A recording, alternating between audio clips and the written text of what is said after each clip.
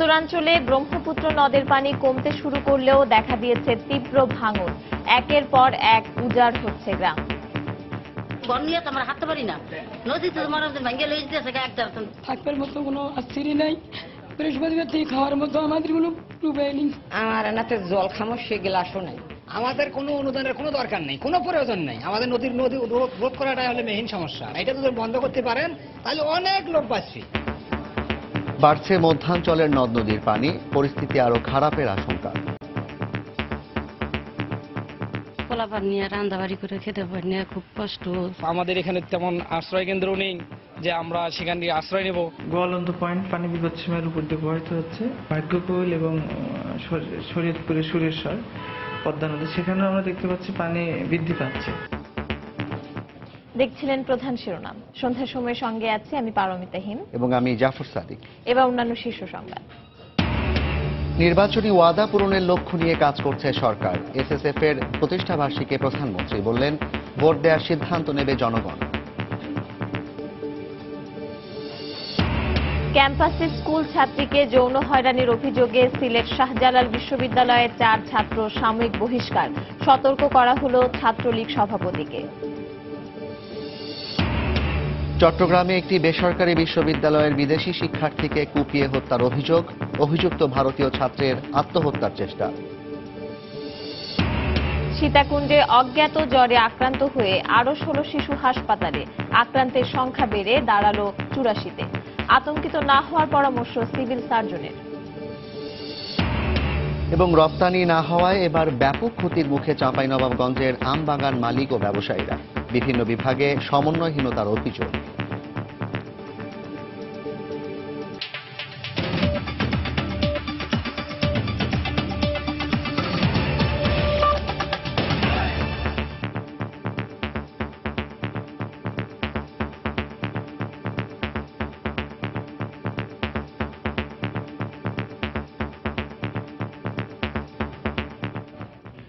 পানি কমলেও থামেনি গাইবান্ধার ব্রহ্মপুত্র নদের ভয়াবহ ভাঙন। ঘর বাড়ি হারিয়ে বাঁধে আশ্রয় নেওয়া মানুষের চোখে মুখে এখন শুধুই হাহাকার। যদিও দুর্গতদের জন্য পর্যাপ্ত ত্রাণ সহায়তার আশ্বাস উপজেলা প্রশাসনের, তবে অব্যাহত ভাঙন ঠেকাতে স্থায়ী কার্যকর পদক্ষেপ নেওয়ার দাবি নদীপাড়ের মানুষ ও স্থানীয় জনপ্রতিনিধিদের। শাকিল মাহমুদের ক্যামেরায় বিস্তারিত জানাচ্ছেন হেদায়েতুল ইসলাম বাবু। পানি কমতে শুরু করলেও ব্রহ্মপুত্র নদে স্রোতের তীব্রতা ক্রমেই বৃদ্ধি পাচ্ছে। স্রোতের তীব্রতা বাড়ার সাথে সাথেই পাল্লা দিয়ে বাড়ছে ভাঙন। গত কয়েকদিনে ব্রহ্মপুত্র নদের ভাঙনে নিঃস্ব হয়েছেন অনেকেই। ভাঙনের তীব্রতা বৃদ্ধি পাওয়ার ফলে ক্রমেই অসহায় আর নিঃস্ব মানুষের তালিকা দীর্ঘ থেকে দীর্ঘতর হচ্ছে। বাবা কিছু বাসি নাই, থাকবার মতো কোনো আশ্চর্য নাই, বৃহস্পতিবার থেকে খাওয়ার মতো আমাদের কোনো উপায় নেই। আমি যে না খামো তারও আমার বুদ্ধি নাই। আমার এনাতে জল খামো সে গ্লাসও নাই। আমার যা 3 দিন থেকে আটা জ্বর করিয়ে আনি দিবে, সেই জনটাও আমার নাই। এদিকে ভাঙনের ফলে খোলা আকাশের নিচে আশ্রয় নেওয়া মানুষের দুর্ভোগ কমছে না কিছুতেই। স্থানীয় জনপ্রতিনিধি এবং ভাঙনে ক্ষতিগ্রস্তদের দাবি, স্থায়ীভাবে ভাঙন ঠেকানোর উদ্যোগ না নিলে আরো অনেককেই ভিটে ছাড়া হতে হবে। আমরা তো কয়েক বছর থেকে শুনতেছি যে কাজ হবে হবে হবে। মানুষ তো আসলে এই আশার বাণী শোনার থেকে স্থায়ীভাবে কাজের আশাটাই বেশি করতেছে। আমাদের কোনো অনুদানের কোনো দরকার নেই, কোনো প্রয়োজন নেই। আমাদের নদী রোধ করাটাই হলে মেইন সমস্যা। এটা যদি বন্ধ করতে পারেন তাহলে অনেক লোক বাঁচবে। আর যদি নদীটা যদি রোধ করতে না পারেন তাহলে তো আমরা নিঃস্বহারা, আমাদের কিছুই নাই। আমরা একেবারে ফকির মিসকিনের থেকে খারাপ হয়ে যাব।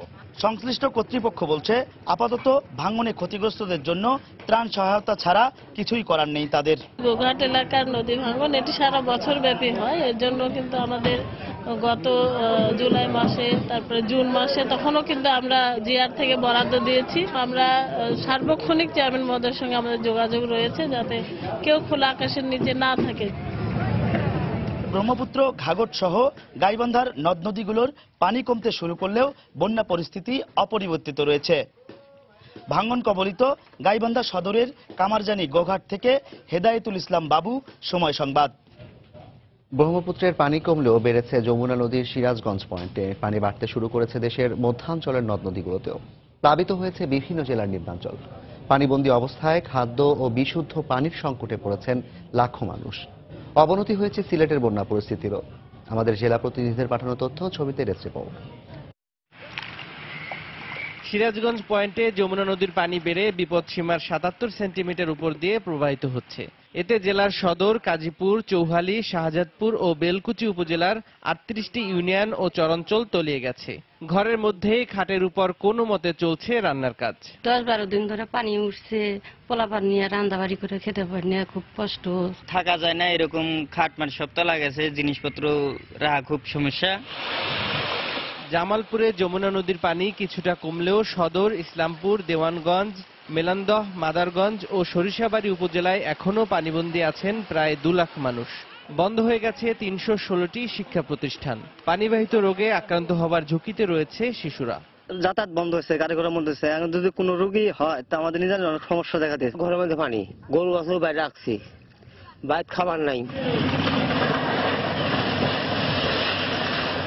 শরীয়তপুরে পদ্মা নদীর পানি বৃদ্ধি পাওয়ায় জাজিরা ও নড়িয়া উপজেলার ৭টি ইউনিয়ন প্লাবিত হয়েছে। নতুন করে ভাঙন দেখা দেয়ায় আতঙ্কিত হয়ে পড়েছেন নদী তীরবর্তী কয়েক হাজার পরিবার। গত বছর ওই পাত্তনে ভেঙে এই পারাইছি, আবার নদীতে আবার ভেঙে দিতেছি। টাকার লেগে যদি উঠে তার না থাকতে মাইছিল। এছাড়া টাঙ্গাইলে যমুনা নদীর পানি আরও ৬ সেন্টিমিটার বেড়ে নতুন করে বেশ কিছু এলাকায় পানি ঢুকে পড়েছে। এতে শতাধিক গ্রামের প্রায় ১০,০০০ পরিবার পানিবন্দী হয়ে পড়েছে। বানের জলে ভেসে গেছে প্রায় ১৩০০ হেক্টর জমির ফসল। তৌফিক মাহমুদ, সময় সংবাদ। দেশের মধ্যাঞ্চল, রাজবাড়ীর গোয়ালন্দ, মুন্সিগঞ্জের ভাগ্যকুল এবং শরীয়তপুরের সুরেশ্বর পয়েন্টে পদ্মা নদীর পানি বাড়ার আশঙ্কা রয়েছে। তবে উত্তরাঞ্চলে আগামী ৩ দিনের মধ্যে বন্যা পরিস্থিতির উন্নতি হতে পারে বলে জানিয়েছে বন্যা পূর্বাভাস ও সতর্কীকরণ কেন্দ্র। দুপুরে রাজধানীর মতিঝিলে সংস্থাটির নির্বাহী প্রকৌশলী সাজ্জাদ হোসেন সময় সংবাদকে তথ্য জানান। উত্তরাঞ্চল বিদ্যমান বন্যা পরিস্থিতি খুব দ্রুতই উন্নতি হওয়ার একটা সম্ভাবনা তৈরি হয়েছে। গোয়ালন্দ পয়েন্ট পানি বিপদসীমার উপর দিয়ে প্রবাহিত হচ্ছে। এই সময় বিপদসীমার আজকে আমরা ২১ সেন্টিমিটার উপরে দেখতে পাচ্ছি। আরো 2টা পয়েন্ট, বিশেষ করে ভাগ্যকুল এবং শরীয়তপুরের সুরেশ্বর পদ্মা নদী, সেখানেও আমরা দেখতে পাচ্ছি পানি বৃদ্ধি পাচ্ছে। তবে সেটা বিপদসীমার 2টা পয়েন্টই নিচে আছে, কিন্তু অর্নিং লেভেলে আছে। তো আমাদের পূর্বাভাস অনুসারে আমরা দেখতে পাচ্ছি পানি এদিকে আরো 24 থেকে 72 ঘন্টা পানি বাড়বে। পদ্মার তীব্র স্রোতে শিমুলিয়া, কাঁঠালবাড়ি ও পাটুরিয়া দৌলতদিয়া রুটে ব্যাহত হচ্ছে নৌযান চলাচল। 2 ঘাটে আটকা পড়েছে সহস্রাধিক যানবাহন। শিমুলিয়া, কাঁঠালবাড়িয়া নৌ রুট ঘাটে অপেক্ষায় আছে 5 শতাধিক যানবাহন। বেলা যত বাড়ছে ঘাটে যানবাহনের সারিও দীর্ঘ হচ্ছে। বিআইডব্লিউটিসির কর্মকর্তা জানান, তীব্র স্রোতে ফেরিগুলো স্বাভাবিক চলাচল করতে পারছে না। এতে মাওয়া চৌরাস্তা থেকে শিমুলিয়া গোলচত্বর পর্যন্ত পণ্যবাহী ট্রাকের লাইন দেখা গেছে। দুর্ভোগে পড়েছেন যাত্রী ও চালকরা।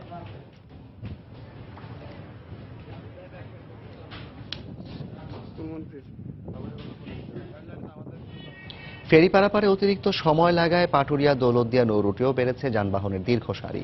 প্রবল স্রোতের কারণে দৌলতদিয়ার 2টি ঘাটে যানবাহন ভিড়তে পারছে না। এতে প্রভাব পড়েছে পাটুরিয়া ঘাটে। পারাপারের অপেক্ষায় রয়েছে 7 শতাধিক যানবাহন। মাইলের উপর মাইল দাঁড়ায় আছে গাড়ি জ্যাম। ফেরিঘাটে ফেরির সমস্যা, ঘাট নাই, একটা ঘাট আছে।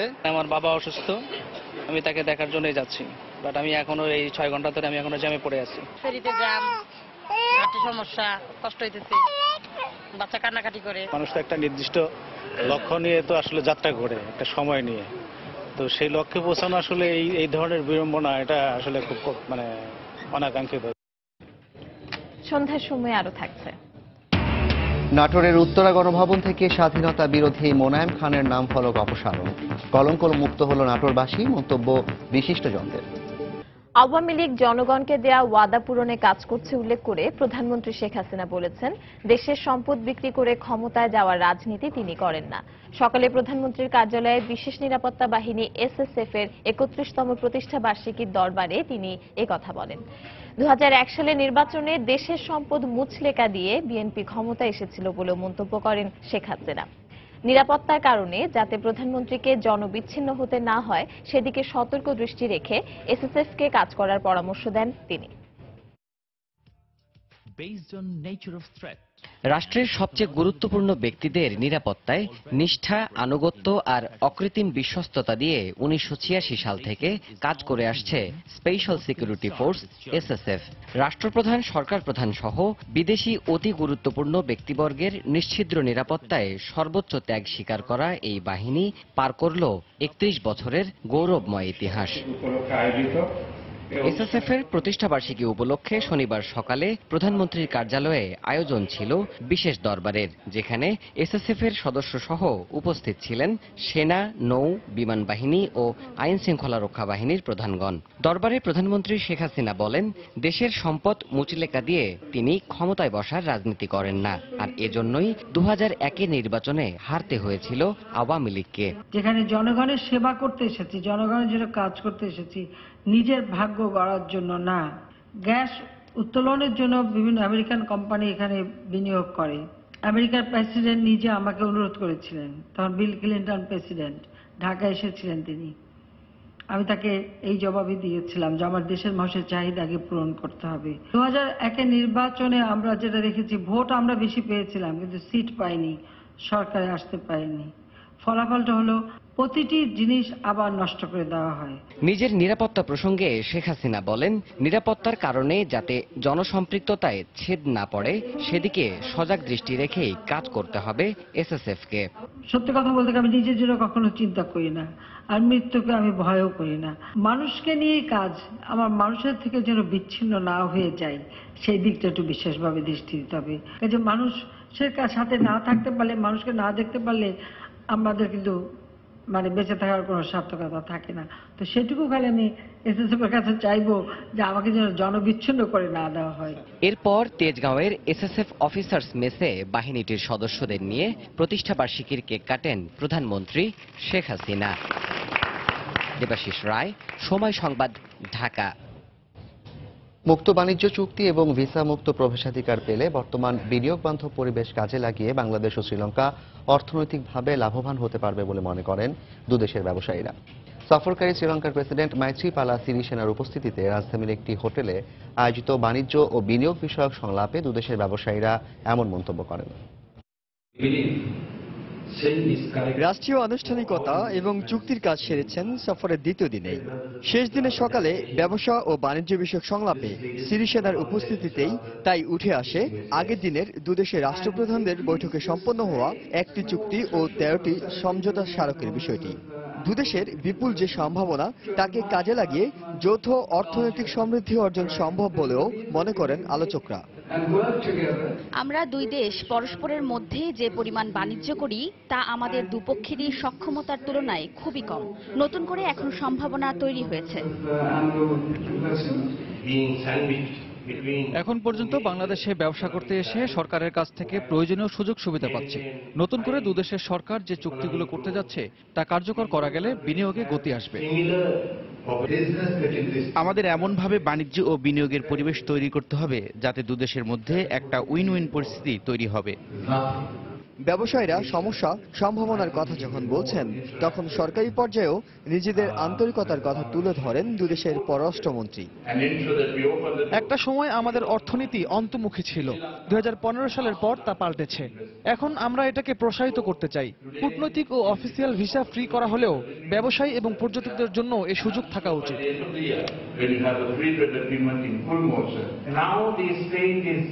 সময় এখন এগিয়ে যাওয়ার। দুই দেশের চেষ্টা এবং আন্তরিকতা থাকলে পারস্পরিক অর্থনীতিকে শক্তিশালী করা সম্ভব হবে। বাংলাদেশে বিনিয়োগে শ্রীলঙ্কার আগ্রহ প্রশংসনীয়। প্রথমবারের মতো বাংলাদেশ কোনো দেশের সঙ্গে যে মুক্ত বাণিজ্য চুক্তি করতে যাচ্ছে তা কার্যকর করা গেলে দ্বিপক্ষীয় অর্থনীতি একটি ভারসাম্যপূর্ণ লাভের মুখ দেখবে বলে আলোচনায় উঠে আসে। হিসান জুয়েল, সময় সংবাদ, ঢাকা। চট্টগ্রামের সীতাকুণ্ডের ত্রিপুরা পাড়ায় নতুন করে অজ্ঞাত জ্বরে আক্রান্ত আরো 16 শিশুকে হাসপাতালে ভর্তি করা হয়েছে।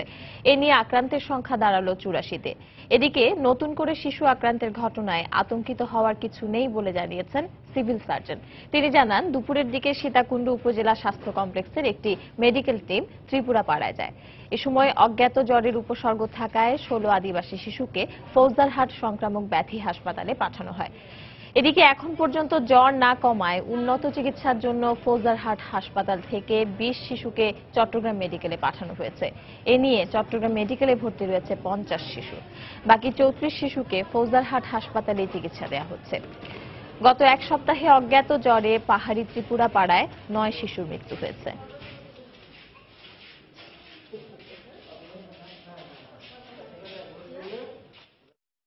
দুই-তিন দিন আগে হয়েছে। আসুন না কেন আপনি পর্যন্ত? আসলে যে জ্বর এগুলো চাচ্ছে আর কি, কেমন উঠবে ওইগুলো তো এখন বেশি উঠে গায়ে জ্বর বাড়ি গেছে, ওই জন্য আসছে আর কি। এই পর্যন্ত যত রোগী ভর্তি হয়েছে সবগুলো ভালো আছে। এখন আপনারা হয়তো একটা আতঙ্কিত হতে পারেন যে এই যে নতুন নতুন রোগী ভর্তি হচ্ছে সংখ্যাটা দেখে, এই আতঙ্ক দূর করার জন্য বলছি যে আমাদের সেখানে মেডিকেল টিম কাজ করছে। নর্মাল সর্দি মানে একটু নমুনা প্রাথমিকভাবে তারা পাঠাচ্ছে, এরা অপুষ্টিতে ভুগতেছে, এখানে আর পুষ্টিকর খাবার পাচ্ছে, ফলো আপ থাকতেছে, এই জন্য ওদেরকে আনা হচ্ছে। 20টা রোগী মেডিকেল কলেজে রেফার করা হয়েছে আগেরগুলো সহজ। কারণ হচ্ছে এইখানে দেখা যাচ্ছে যে 5-6টা বাচ্চা একটু মানে আগের মতোই আছে, উন্নতি হচ্ছে না, ম্যাক্সিমাম উন্নতি হয়ে গেছে।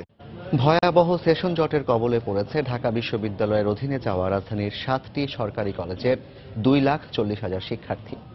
তারা জানেন না কবে, কোথায় বা কোন সিলেবাসে তাদের পরীক্ষা নেওয়া হবে। 2016-17 শিক্ষাবর্ষে এখনো শুরু হয়নি ক্লাস পরীক্ষা, কিন্তু মাসখানেক পরই শুরু হবে আরেকটি নতুন শিক্ষাবর্ষ। চলতি বছরে নয়, আগামী বছর থেকেই নতুন কারিকুলামে পরীক্ষা নেওয়ার কথা জানিয়েছে ঢাকা বিশ্ববিদ্যালয়। শফিকুল ইসলাম রুবেলের তোলা ছবিতে ওবায়দুল্লাহ মামুনের রিপোর্ট। জাতীয় বিশ্ববিদ্যালয়ের সেশন জট কমানো ও শিক্ষার মান বাড়াতে চলতি বছরের 16 ফেব্রুয়ারি রাজধানীর 7টি কলেজকে ঢাকা বিশ্ববিদ্যালয়ের অধিভুক্ত করা হয়। শুরুর দিকে এটা শিক্ষার্থীদের জন্য আনন্দের বিষয় হলেও তা বিষাদে রূপ নিয়েছে। শিক্ষার্থীরা জানে না কবে, কোন সিলেবাসে, কোথায় তাদের পরীক্ষা নেওয়া হবে। সেশন জটে পড়ে আমরা বুঝতে পারছি না যে কবে পরীক্ষা হবে বা কিভাবে কোন সিলেবাসে পরীক্ষা হবে। আমাদের এখনো মানে সিলেবাস দেয়নি যে আমরা ঢাকা বিশ্ববিদ্যালয় সিলেবাসে পরীক্ষা দিব না জাতীয় বিশ্ববিদ্যালয়ে পরীক্ষা দিব। ঢাকা বিশ্ববিদ্যালয়ের আন্ডারে অধিভুক্ত করা হয়েছে, কিন্তু এখন সেশন জটের পরিমাণটা অনেক বেড়ে গেছে। অথচ জাতীয় বিশ্ববিদ্যালয়ের অধীন একই শিক্ষাবর্ষের অন্য কলেজের শিক্ষার্থীরা ইতোমধ্যে পরীক্ষা দিয়ে নতুন শিক্ষাবর্ষে পদার্পণ, কেউ বা চাকুরির জন্য আবেদন করছেন। ন্যাশনাল ইউনিভার্সিটির আন্ডারে যারা ছিল তাদের অলরেডি 1.5 মাস আগে রেজাল্ট হয়ে গেছে। তারা এখন বাংলাদেশ ব্যাংক, ইভেন আপনার গভর্নমেন্ট যে বিভিন্ন অধিদপ্তরের যে চাকরিগুলো অ্যাপ্লাই করতে পারতেছে। অধিভুক্ত হওয়ার 6 মাস পেরলেও এখনো প্রণীত হয়নি সিলেবাস বা নীতিগত সিদ্ধান্ত। অথচ মাসখানেক পরেই শুরু হবে আরেকটি নতুন শিক্ষাবর্ষ। নিউ ফার্স্ট ইয়ার আসবে, আমিও ফার্স্ট ইয়ার, ও ফার্স্ট ইয়ার, ওরাও ফার্স্ট ইয়ার থাকবে, তো আমরা কিভাবে কি ম্যানেজ করব? প্রায় 7-8 মাস চলে গেছে, আর কিছুদিন পরেই নতুন ব্যাচ চলে আসবে। এখনো আমাদের কোনো পরীক্ষার কোনো কিছু হয় নাই। ঢাকা বিশ্ববিদ্যালয় বলছে রাতারাতি সেশন জট কাটিয়ে ওঠা সম্ভব নয়, তবে আগামী বছর থেকে নতুন সিলেবাসে ক্লাস পরীক্ষা অনুষ্ঠিত হবে। আমি আশা করি যে আমাদের অন্যান্য অধিভুক্ত কলেজ যেমন সেশন জট মুক্ত আছে, এই 7টি কলেজকে আমরা সেশন জট মুক্ত করতে পারবো, কিন্তু একটা সময়ের লাগবে, কারণ 3-3.5 বছরের সেশন জট তো আর রাতারাতি মুক্ত করা সম্ভব নয়। অধিভুক্ত কলেজগুলো বলছে সব পক্ষের আন্তরিকতা থাকলে সেশন জট কাটিয়ে ওঠা সম্ভব। নতুন যে বেসটা আসতেছে এটা হয়তো প্রথম পর্যায়ে হয়তো 3-4 মাস করে নিঃসন্দেহে পিছিয়ে যাবে, কিন্তু একটা সময় আমরা মনে করছি যে এটা হয়তো ওভারকাম করা যাবে। আমাদের সবার সামনে তো একটা প্রচেষ্টা থাকে। ঢাকা বিশ্ববিদ্যালয়ের অধিভুক্ত অন্য কলেজে যে পদ্ধতিতে ভর্তি পরীক্ষা নেওয়া হয়, একই পদ্ধতিতে নেওয়া হবে 7টি কলেজের পরীক্ষাও। ওবায়দুল্লাহ মামুন, সময় সংবাদ, ঢাকা। খাদ্যমন্ত্রী অ্যাডভোকেট কামরুল ইসলাম বলেছেন, বিএনপি যত কথাই বলুক না কেন আগামী নির্বাচনে তারা অংশগ্রহণ করবে। এজন্য আওয়ামী লীগের নেতাকর্মীদেরকে ঐক্যবদ্ধভাবে কাজ করে দলকে বিজয়ী করার আহ্বান জানান তিনি। বিকেলে কেরানীগঞ্জে এক অনুষ্ঠানে তিনি কথা বলেন। এর আগে সকালে এক অনুষ্ঠানে খাদ্যমন্ত্রী বলেন, জাতীয় নির্বাচনকে ঘিরে জনগণকে জিম্মি করে বিএনপিকে কোনো আন্দোলন করতে দেয়া হবে না। আগামী নির্বাচনকে বিতর্কিত, প্রশ্নবিদ্ধ করতেই বিএনপি নেতারা বিভ্রান্তিমূলক বক্তব্য দিচ্ছেন বলেও অভিযোগ করেন তিনি।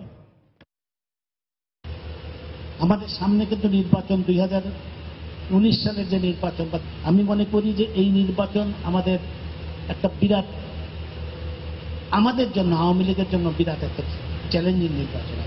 বিএনপিতে আন্দোলনও হবে না, কোনো কিছুই হবে না, তাদের নির্বাচনে আসতে নেই।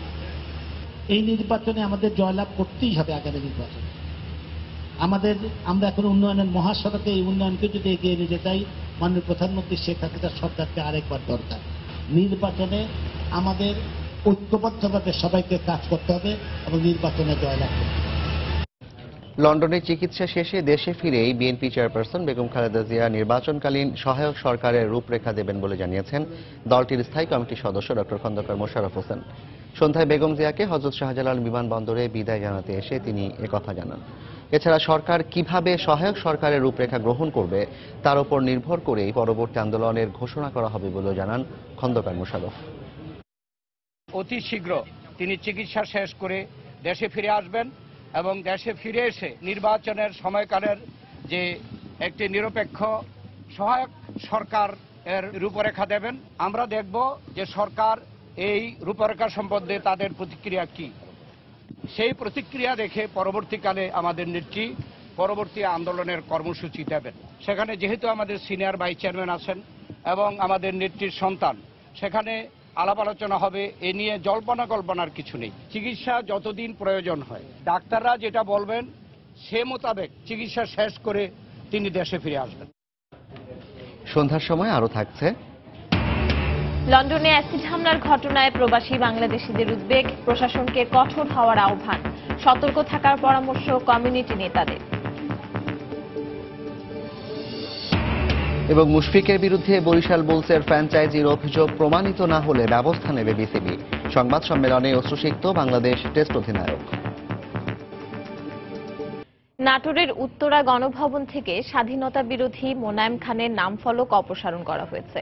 সকাল 10টার দিকে নামফলকটি ভেঙে ফেলা হয়। এর আগে জেলা আওয়ামী লীগের উদ্যোগে মুক্তিযোদ্ধা কমপ্লেক্সের ভবানীগঞ্জ মোড় থেকে একটি গণমিছিল বের করা হয়। বিভিন্ন সড়ক ঘুরে উত্তরা গণভবনের সামনে গিয়ে জড়ো হন নেতাকর্মীরা। গণভবনের সামনের মূল প্যালেস থেকে তৎকালীন পূর্ব পাকিস্তানের গভর্নর মোনায়েম খানের নামফলক অপসারণ করা হয়। স্থানীয় সংসদ সদস্য, গৃহায়ন ও গণপূর্ত বিভাগের কর্মকর্তা এবং মুক্তিযোদ্ধারা এ সময় উপস্থিত ছিলেন। বক্তারা জানান, স্বাধীনতা বিরোধী মোনায়েম খানের নামফলক অপসারণের মধ্য দিয়ে নাটোরবাসী কলঙ্কমুক্ত হল। 1967 সালের 24শে জুলাই তৎকালীন পূর্ব পাকিস্তানের গভর্নর মোনায়েম খান নাটোরের দীঘাপতিয়া রাজবাড়িকে গভর্নর হাউস করেন। স্বাধীনতার পর 1972 সালের 9 ফেব্রুয়ারি বঙ্গবন্ধু শেখ মুজিবুর রহমান এটিকে উত্তরা গণভবন হিসেবে নামকরণ করেন। ফলক অপসারণ করা হয়েছে, যার জন্য আমরা খুব আনন্দিত, খুশি। আজ থেকে বোঝা গেল নাটোর কলঙ্ক মুক্ত এবং রাজাকার মুক্ত। দীর্ঘ 50 বছর পর আমরা আজকে মোনায়েম খানের সম্মিলিত একটি ফলক ছিল, সেই ফলকটি অপসারণ করলাম। মহামান্য হাইকোর্ট একটা রায় দিয়েছেন, সেই রায়ের প্রেক্ষিতে আমরা সিদ্ধান্ত নিয়ে আজ এই কাজ নাম ফলকটা সেই কুলাঙ্গারদের নাম ফলক আমরা অপসারণ করলাম।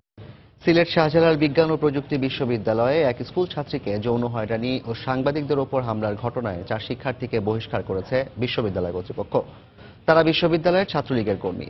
এছাড়া হামলাকারীদের পক্ষ নেয় সতর্ক করা হয়েছে শাখা ছাত্রলীগ সভাপতিকে। দুপুরে বিশ্ববিদ্যালয়ের সিন্ডিকেট সভায় এই সিদ্ধান্ত নেওয়া হয়। সিন্ডিকেট সদস্য কবির হোসেন জানান, ঘটনার পর বিশ্ববিদ্যালয়ের পক্ষ থেকে যে তদন্ত কমিটি গঠন করা হয় সেই রিপোর্টের ভিত্তিতে 4 শিক্ষার্থীকে 1 সেমিস্টারের জন্য বহিষ্কার করা হয়। গত 8 এপ্রিল বিশ্ববিদ্যালয়ে বেড়াতে গেলে এক স্কুল ছাত্রীকে যৌন হয়রানি করে কিছু শিক্ষার্থী।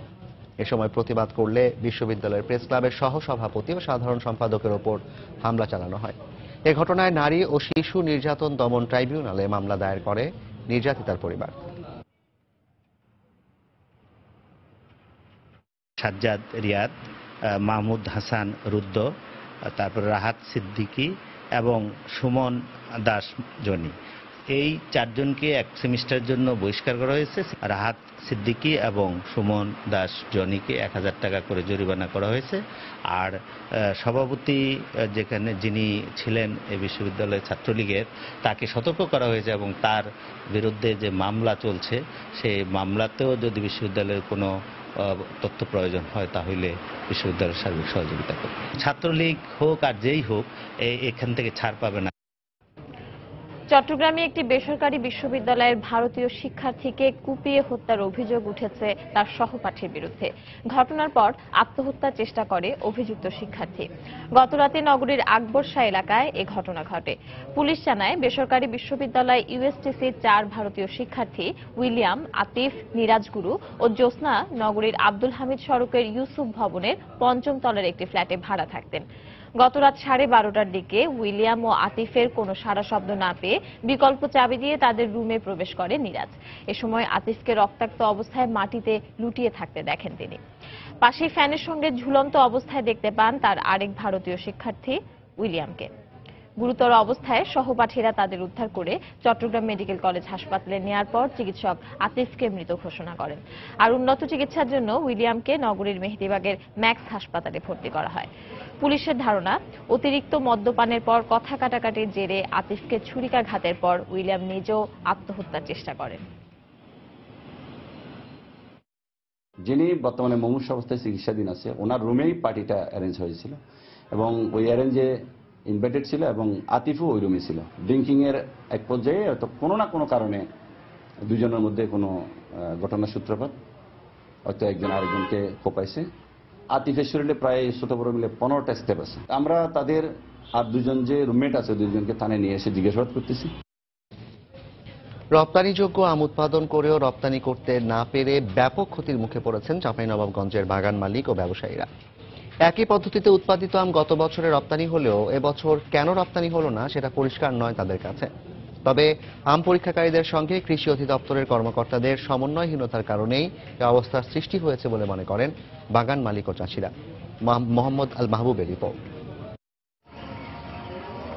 রপ্তানিযোগ্য আম উৎপাদনে সফল হওয়ায় 2015 সালে চাঁপাইনবাবগঞ্জ থেকে শুরু হয় আম রপ্তানি। সেবার মাত্র 3.5 মেট্রিক টন আম দিয়ে রপ্তানি শুরু হলেও পরের বছর 150 টন আম রপ্তানি হয় জেলা থেকে। এরই ধারাবাহিকতায় চলতি বছর রপ্তানিকারকদের সাথে চুক্তি সাপেক্ষে উন্নত কৃষি ব্যবস্থাপনার মাধ্যমে 4000 মেট্রিক টনেরও বেশি রপ্তানিযোগ্য আম উৎপাদন করে বাগান মালিকরা। কিন্তু এবছর নতুন করে কৃষি অধিদপ্তরের কোয়ারেন্টাইন উইং এর হস্তক্ষেপের কারণে আম রপ্তানি করতে পারেননি ব্যবসায়ী। এবার একটা বায়ার গ্রুপ আসছিল, তারা আমটা বাছাইটা এমন ভাবে করছিল যা কৃষকের পক্ষে আম দেওয়া সম্ভব হয়নি। বায়ারের সাথে যোগাযোগ করার পরও কি কারণে এই আমটা বিদেশে রপ্তানি করতে পারলাম না, এটা আমরা বুঝতে পারছি না। রপ্তানি করতে না পেরে এসব আম বাজারে বিক্রি করে ব্যাপক ক্ষতির মুখে পড়েছেন ব্যবসায়ীরা। সম্পূর্ণ প্রতারণা করে প্যাকেট গালা বিক্রি করে টাকা লেলে এখন প্যাকেটের আম কেউ কিনছে না। 7 লক্ষ ব্যাগ বেঁধেছিলাম, এখন দেখা এক্সপোর্টাল আম লিচ্ছে না, ওই জন্য আমার ক্ষতিগ্রস্ত হয়েছে, লস হয়েছে। জেলার কৃষি কর্মকর্তা জানান, বছরের শুরুতে সাতক্ষীরা থেকে রপ্তানি হওয়া কিছু আম নিয়ে ইউরোপের বাজারে সমস্যা সৃষ্টি হওয়ায় কোয়ারেন্টাইন কর্তৃপক্ষ বাছাই প্রক্রিয়ায় কঠোরতা আরোপ করে। আমরা একটা ঝুঁকির মধ্যে ছিলাম যে আমরা যদি এই জাতীয় আম আরো পাঠাতে থাকি তাহলে হয়তো 5-6 বছরের জন্য আমরা একটা স্থায়ী নিষেধাজ্ঞার মধ্যে পড়ব। যে কারণে কিন্তু কোয়ারেন্টাইন কর্তৃপক্ষ 70% আমই রপ্তানির অযোগ্য বলে ঘোষণা করেছে। এদিকে আম রপ্তানি না হওয়ার পেছনে কোয়ারেন্টাইন উইং এর উপপরিচালককে দায়ী করলেন জেলার ম্যাঙ্গো ফাউন্ডেশনের এই নেতা। তিনি কখনো বলেছেন যে মেহেরপুরের আম ভালো, সাতক্ষীরার আম ভালো, চাঁপাইনবাবগঞ্জের আমে পোকা থাকে। যখন বললেন সাতক্ষীরার আম ভালো, এক্সপোর্ট হলো, কিন্তু সাতক্ষীরার আমে পোকা কেন পাওয়া গেল? ওখানে বসে আম পাঠালেন যাচাই বাছাই করে, তারপরে পোকা পাওয়া গেল, তাহলে এই দায়িত্ব কি আমরা কি নিতে হবে? গত বছরের চাইতে এই বছরের আমের মান কিন্তু অনেক ভালো ছিল, তবে এটা আগামীতে আম রপ্তানির ক্ষেত্রে একটা প্রতিবন্ধকতা হিসেবে কাজ করবে। চাষিরা অনেকটাই নিরুৎসাহিত হবে। জুনের পর চাঁপাইনবাবগঞ্জের ফজলি ও আশিনা আম পাড়া শুরু হলেও 30 জুন পর্যন্ত রপ্তানির শেষ সময় নির্ধারণ জেলার আমকে ক্ষতিগ্রস্ত করার একটি অপচেষ্টা হিসেবে দেখছেন আম সংশ্লিষ্টরা। মোহাম্মদ আল মাহবুব, সময় সংবাদ, চাঁপাইনবাবগঞ্জ। ঘরে ঘরে গিয়ে মশারি টানানো সম্ভব নয় এমন বক্তব্যের জন্য দুঃখ প্রকাশ করেছেন ঢাকা উত্তর সিটি কর্পোরেশনের মেয়র আনিসুল হক। দুপুরে গুলশানের ডিএনসিসি কার্যালয়ের সামনে র্যালি শুরুর আগে সাংবাদিকদের তিনি কথা বলেন। চিকুনগুনিয়া রোগ প্রতিরোধে জনসচেতনতামূলক এই র্যালিতে অংশ নেন স্কুল কলেজের শিক্ষার্থী সহ বিভিন্ন শ্রেণী পেশার মানুষ। এছাড়াও অংশ নেন বিভিন্ন ওয়ার্ডের জনপ্রতিনিধি এবং ঢাকা উত্তর সিটি কর্পোরেশনের কর্মকর্তারা। র্যালি থেকে কয়েকটি স্থানে মশা নিধনের ওষুধ ছিটায় সিটি কর্পোরেশন। র্যালি শুরুর আগে মেয়র আনিসুল হক সাংবাদিকদের বলেন, ন্যূনতম সময়ের মধ্যে চিকুনগুনিয়া নিয়ন্ত্রণে আনা হবে।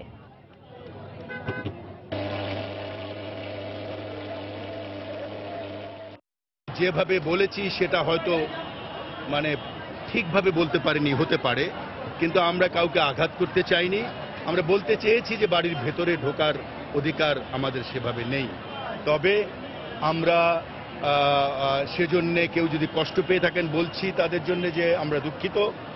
আমরা আমাদের সমস্ত শক্তি নিয়ে আবার নেমেছি, আমরা অনেক চেষ্টা করছি। বঙ্গবন্ধু স্যাটেলাইট 1-এর গ্রাউন্ড কন্ট্রোল স্টেশনের কাজ 88% শেষ হয়েছে। বাকি কাজ আগামী নভেম্বরে পুরোপুরি শেষ হবে বলে জানিয়েছেন ডাক ও টেলিযোগাযোগ প্রতিমন্ত্রী তারানা হালিম। দুপুরে গাজীপুরে বঙ্গবন্ধু স্যাটেলাইটের গ্রাউন্ড স্টেশন নির্মাণ কাজের অগ্রগতি পরিদর্শন শেষে একথা জানান তিনি। প্রতিমন্ত্রী জানান, আবহাওয়া অনুকূলে থাকলে আগামী ডিসেম্বরে এটি মহাকাশে উৎক্ষেপণ করা হবে। এর মাধ্যমে বাংলাদেশ সহ সার্কভুক্ত দেশগুলো বিভিন্ন সুবিধা পাবে। পরিদর্শনের সময় উপস্থিত ছিলেন গ্রাউন্ড কন্ট্রোল স্টেশনের প্রকল্প পরিচালক প্রকৌশলী মোহাম্মদ মেজবাহুজ্জামান সহ ঊর্ধ্বতন কর্মকর্তারা।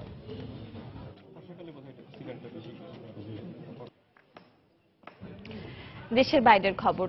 লন্ডনে অ্যাসিড হামলার ঘটনায় উদ্বেগের মধ্যে রয়েছেন দেশটিতে বসবাসরত প্রবাসী বাংলাদেশিরা। যে কোনো সময় উগ্রবাদীদের বিদ্বেষমূলক হামলার শিকার হতে পারেন বলে আশঙ্কা তাদের। এই অবস্থায় দুষ্কৃতিকারীদের বিরুদ্ধে প্রশাসনকে কঠোর ব্যবস্থা নেওয়ার পাশাপাশি প্রবাসীদের সতর্ক থাকার পরামর্শ দিয়েছেন কমিউনিটি নেতারা। আমাদের লন্ডন প্রতিনিধি শোয়েব কবিরের তথ্য ছবি নিয়ে ডেস্ক রিপোর্ট। উত্তর পূর্ব লন্ডনে বৃহস্পতিবার রাতে অ্যাসিড হামলার শিকার হয়ে আহত হন অন্তত 5 জন। মাত্র 1.5 ঘন্টার ব্যবধানে একই ধরনের 5টি ঘটনায় আহতদের মধ্যে একজন বাংলাদেশি গাড়ি চালকও রয়েছেন। তবে মাথায় হেলমেট থাকার কারণে বড় ধরনের ক্ষতির হাত থেকে রক্ষা পাওয়ার কথা জানালেন জাভেদ হোসেন নামের এই প্রবাসী। খেয়াল করছি আমার লেফটে দিয়ে যাইয়া তারা অ্যাসিড লইয়া ইয়া বইছে, আর আমি ডিসাইড করছি রাইটে দিয়ে লইয়া যাইতাম। ওই সময় আখতা আমার মুখ ফানির লেখা ইয়া পড়ছে খুব শব্দ করে। আমার হেলমেট আছিল, আমি মোটর সাইকেল লইয়া আসলাম, আমার হেলমেট আছিল, লিটারালি আমি রাইটে দিয়ে সাবাত আসলাম। এর লাগি অ্যাসিডটা বাউন্স খাইয়া আমার হেলমেটও বাউন্স খাইয়া লেফটে দিয়ে পড়ে গেছে। পূর্ব লন্ডনের হেকনি, ইজলিংটন, ক্লেপটন এবং স্টোক নিউটন এলাকায় এসব আক্রমণের ঘটনা ঘটে। এই ঘটনার পর পুরো কমিউনিটিতে আতঙ্ক ছড়িয়ে পড়েছে। তবে আতঙ্কিত না হয়ে প্রবাসীদের আরো বেশি সতর্ক হওয়ার পাশাপাশি যে কোনো অপরাধের বিরুদ্ধে সবাইকে ঐক্যবদ্ধ থাকার আহ্বান জানিয়েছেন কমিউনিটি নেতারা। লন্ডনে অ্যাসিড সন্ত্রাস এটা একটা আমাদের কমিউনিটিতে খুবই আতঙ্ক, এবং গতকাল যে ঘটনাগুলো ঘটেছে বারবার আমরা ইন্টারনেটে এবং সোশ্যাল মিডিয়ায় খুবই তুলপাড় চলছে। এ নিয়ে প্রশাসন এবং কমিউনিটি নেতৃবৃন্দের প্রতি অনুরোধ থাকবে যেন সবাই আমরা আমাদের কমিউনিটিকে সজাগ করি। আমরা অ্যাসিড অ্যাটাকের ঘটনায় বাঙালি কমিটির পক্ষ থেকে তীব্র নিন্দা প্রতিবাদ জানাচ্ছি। আমরা অত্যন্ত উদ্বিগ্ন। আমরা চাই সরকার এবং লোকাল অ্যাডমিনিস্ট্রেশন যাতে পুলিশ বিহিত ব্যবস্থা নেয় অ্যাসিড অ্যাটাকের বিরুদ্ধে। এদিকে লন্ডন কর্তৃপক্ষের পাশাপাশি ব্রিটেনের বিরোধী দলীয় নেতারা লন্ডনে একের পর এক অ্যাসিড হামলার তীব্র নিন্দা জানিয়ে এমন তৎপরতা বন্ধে ব্যবস্থা নিতে সরকারের প্রতি আহ্বান জানিয়েছেন। I think carrying acid should in itself be an offence in the same way that carrying a knife is an offence. At the moment, it's only an offence if it can be proved that you've got malicious intent. I think the reality is we do not want people walking around the streets. বৃহস্পতিবারের acid আক্রমণে জড়িতদের ধরতে শহর জুড়ে police অভিযান জোরদার করা হয়েছে। এরই মধ্যে ওই ঘটনায় জড়িত সন্দেহে 15 ও 16 বছরের 2 কিশোরকে আটক করেছে পুলিশ।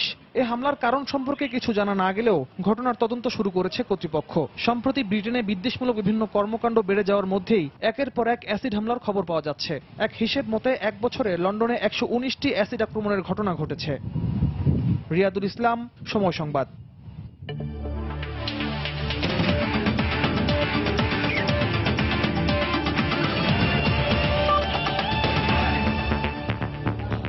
বাংলাদেশ জাতীয় ক্রিকেট দলের টেস্ট অধিনায়ক মুশফিকুর রহিমকে নিয়ে বিপিএল ফ্র্যাঞ্চাইজি বরিশাল বুলসের অন্যতম স্বত্বাধিকারী এবং বিসিবি পরিচালক এম.এ. আউয়াল বুলু গণমাধ্যমে আপত্তিকর মন্তব্য করায় ক্ষুব্ধ বিসিবি। অভিযোগ প্রমাণ করতে না পারলে তার বিরুদ্ধে ব্যবস্থা নেবে বোর্ড। মিরপুরের সংবাদ সম্মেলনে বিসিবি পরিচালক ইসমাইল হায়দার মল্লিক জানিয়েছেন, এম.এ. আউয়াল বুলুকে কারণ দর্শাতে বলা হয়েছে।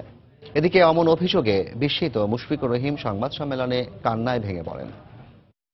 লাস্ট ইয়ারে চিঠি দিয়েছিলাম ইনডিসিপ্লিন এবং কিছু ফ্র্যাঞ্চাইজি ব্যাড কমান্ড করার জন্য। যদি এই ধরনের হয়, লাস্ট ইয়ারের আগের বছর যখন সিলেটে ছিল সেম সিচুয়েশন হয়েছে, এবারও আমাদের বরিশাল বলছে আসার পরে সেম। ক্যাপ্টেন একটা সব প্লেয়ার সাথে বসে একটা উৎসাহ দিবে এবং তাদের সাথে বসে টিম প্ল্যানটা বলবে, ভালো প্লেয়ার, কিন্তু কথা হলো না, he is not a good captain. BCB পরিচালক ও বরিশাল বুলসের অন্যতম স্বত্বাধিকারী গণমাধ্যমে জাতীয় দলের টেস্ট অধিনায়ককে নিয়ে এমন মন্তব্যে ক্ষুব্ধ হয়ে বোর্ডের শরণাপন্ন হন মুশফিকুর রহিম। বোর্ড পরিচালক ইসমাইল হায়দার মল্লিককে নিয়ে সাংবাদিকদের সামনে আসেন মুশফিক। তার সম্পর্কে করা অভিযোগ নিয়ে কথা বলতে গিয়ে কান্না ধরে রাখতে পারেননি টাইগারদের টেস্ট অধিনায়ক। এরপর মাঝপথেই সংবাদ সম্মেলন স্থল ত্যাগ করেন তিনি। ইনডিসিপ্লিন বা আমার কোনো দায়িত্ব জ্ঞান বোর্ড নেই, বা আমি প্লেয়ারদেরকে মোটিভেট করতে পারি না, বা আমি টিম মিটিংয়ে কথা বলি না। মনে করি যে তিনি যে ভাষ্যগুলো দিয়েছেন এটা আসলেই খুবই খারাপ লেগেছে এবং এই জন্যই আমি বললাম যে আমাদের শ্রদ্ধেয় বড় ভাই আছেন, আমাদের গার্জিয়ান, ওদের কাছে আসলে ব্যাপারটা এই জন্যই জানিয়েছি। একটা দেশকে আপনি এতদিন সার্ভিস দিচ্ছেন, এতটুকু রেসপেক্ট। ব্যাপারটি নিয়ে বিচলিত ক্রিকেট বোর্ড। বিসিবির দায়িত্বশীল পদে থেকে গণমাধ্যমে এমন মন্তব্য করার কারণ এবং তার সঠিক উত্তর না দিতে পারলে তার বিরুদ্ধে ব্যবস্থা নেওয়ার আশ্বাস দিলেন বিসিবির এই পরিচালক।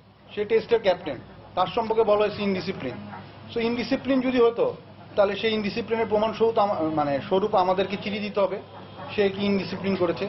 আর ভালো ক্যাপ্টেন না হলে বাংলাদেশ ক্রিকেট বোর্ড কি তাকে এতদিন ক্যাপ্টেন রাখতো? ক্রিকেট নিয়ে তো সবাই আলোচনা করে, সবার মত দিতে পারে, বাট একটা ফ্র্যাঞ্চাইজি ওনার এইভাবে কোনো কথা বলতে পারে না। অবশ্যই এটা ফ্র্যাঞ্চাইজির বিরুদ্ধে একটা বিরাট অ্যাকশন হবে। অ্যাকশন বলতে গেলে ধরেন ফিনান্সিয়াল হোক বা পার্সোনালি হোক, যেটাই হোক এটা একটা হবে। এ বিষয়ে এম এ আওয়াল বুলুর মন্তব্য জানতে তার সাথে যোগাযোগ করেও কোনো সাড়া পাওয়া যায়নি। রিজন বিন ফারুক।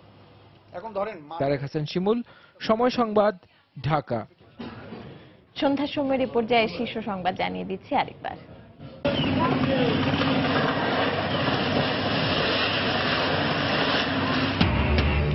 উত্তরাঞ্চলে ব্রহ্মপুত্র নদের পানি কমতে শুরু করলেও দেখা দিয়েছে তীব্র ভাঙন। বাড়ছে মধ্যাঞ্চলের নদ নদীর পানি, পরিস্থিতি আরো খারাপের আশঙ্কা। নিরাপত্তার কারণে জনসম্পৃক্ততায় যেন ছেদ না পড়ে সেদিকে সজাগ দৃষ্টি রাখতে এসএসএফকে আহ্বান প্রধানমন্ত্রীর। বাহিনীর প্রতিষ্ঠাবার্ষিকীতে শুভেচ্ছা বিনিময়। ক্যাম্পাসে স্কুল ছাত্রীকে যৌন হয়রানির অভিযোগে সিলেট শাহজালাল বিশ্ববিদ্যালয়ের 4 ছাত্র সাময়িক বহিষ্কার। সতর্ক করা হলো ছাত্রলীগ সভাপতিকে। চট্টগ্রামে একটি বেসরকারি বিশ্ববিদ্যালয়ের বিদেশি শিক্ষার্থীকে কুপিয়ে হত্যার অভিযোগ। অভিযুক্ত ভারতীয় ছাত্রের আত্মহত্যার চেষ্টা। এবং সীতাকুণ্ডে অজ্ঞাতর জ্বরে আক্রান্ত হয়ে নতুন আরো 16টি শিশু হাসপাতালে। আক্রান্তের সংখ্যা বেড়ে দাঁড়ালো 84-তে। আতঙ্কিত না হওয়ার পরামর্শ সিভিল সার্জনের। দর্শক, এই ছিল সন্ধ্যার সময়। যে কোনো খবর পেতে ভিজিট করুন সময়নিউজ.tv আর সঙ্গে থাকুন সময়।